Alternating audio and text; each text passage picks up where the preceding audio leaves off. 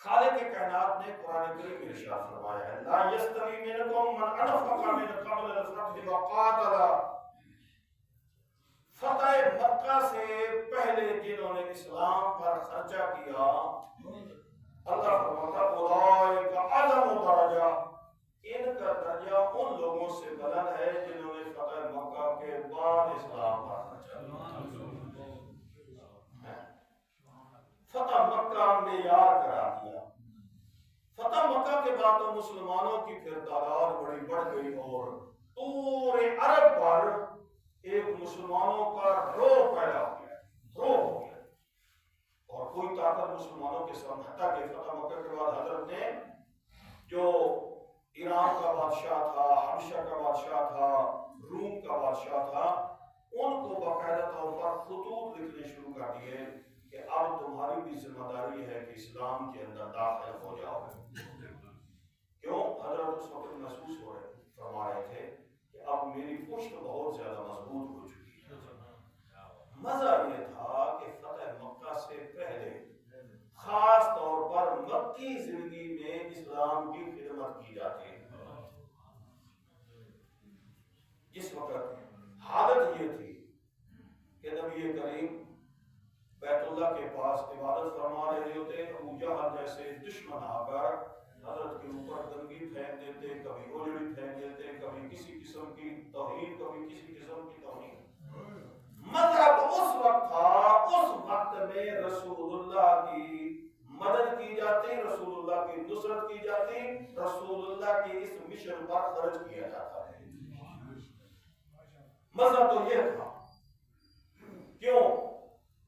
حضرت علامہ شیخ مسلم جیسی صاحب نے اپنی تفسیر میں لکھا ہے، اس کی وجہ یہ ہے کفار کی طرف سے ایک ڈھنڈورا پیٹا جاتا تھا کہ یہ چند دن کی بات ہے، یہ رسول اللہ نے جو مشن چلایا ہے نا، یہ ہمارے بتوں کی مخالفت کرتے ہیں، یہ چند دن کی بات ہے، اس کے بعد یہ سارا کا سارا ختم ہو جائے گا، کیونکہ چند غریب اور مسکین لوگ اس کا کلمہ پڑھتے ہیں، ہم جب ایک دفعہ حملہ کریں گے تو ان سب کو ختم کر دیں گے۔ اس کے بعد اب صاف ظاہر ہے کہ مسلمان بھی جو مسلمان پیغمبر اکرم کے ساتھ تھے وہ بھی کفار کی یہ باتیں سن رہے تھے، وہ بیچارے مایوس ہو جاتے تھے کہ شاید تھوڑے دنوں کی بات ہے پھر ہمارا خاتمہ کر دیا جائے۔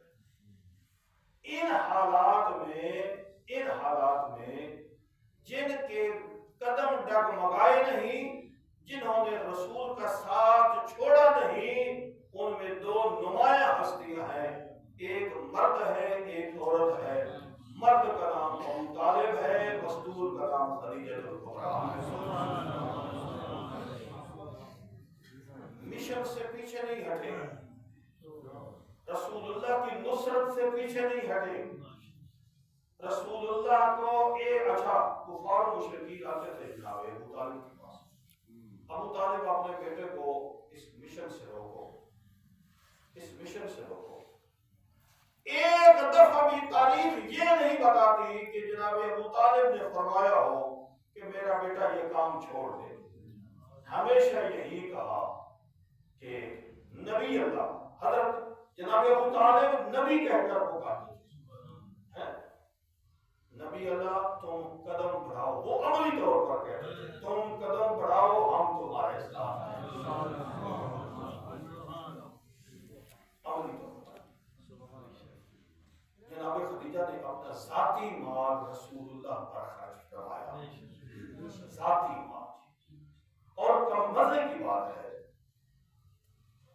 رسول اللہ کی عظمت اللہ کے نزدیک کتنی ہے۔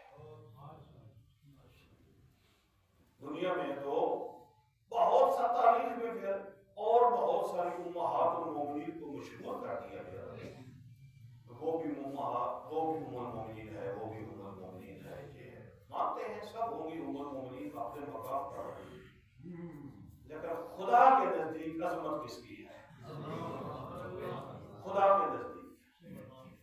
حدیث میں ہے عطا جبریل النبی، حضرت جبریل پیغمبر اکرم کے پاس آئے، فرمایا یا رسول اللہ ہذہ خدیجہ قد آتت، ابھی آپ گھر میں تشریف لائیں گے تو خدیجہ آئے گی، وہ ان کے پہ کھانے کے برتن ہوں گے، وہ آپ کے سامنے کھانا رکھیں گی، جس وقت کھانا رکھ چکے ہیں ان کو میری طرف سے بھی سلام کہنا، خالق کی طرف سے بھی سلام